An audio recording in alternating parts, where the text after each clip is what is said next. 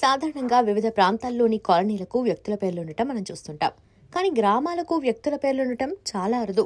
అయితే rebel star Prabhas పేరుతో ఒక గ్రామానికి పేరుండటం, అది కూడా మన దేశంలో కాదు పొరుగు దేశంలో ఉండటం ఆశ్చర్యం కలిగిస్తుంది. ప్రస్తుతం రెబల్ స్టార్ ప్రభాస్ పాపులారిటీ ప్రపంచవ్యాప్తమైన విషయం తెలిసిందే.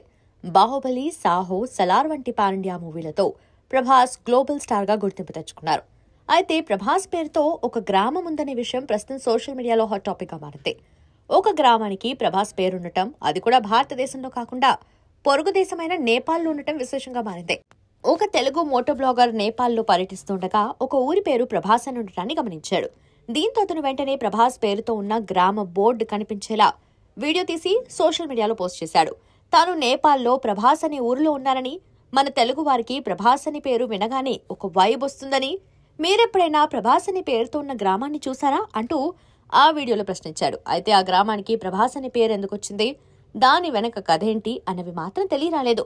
అయితే ప్రభాస్ అభిమానులు మాత్రం తమ అభిమాన నటుడి పేరుతో ఒక గ్రామం ఉండటంపై సంతోషాన్ని వ్యక్తం చేస్తున్నారు. ఇది నేపాల్లోని ఒక చిన్న పట్టణమైనప్పటికీ దీన్ని గర్వకారణంగా అభిమానులు పేర్కొంటున్నారు.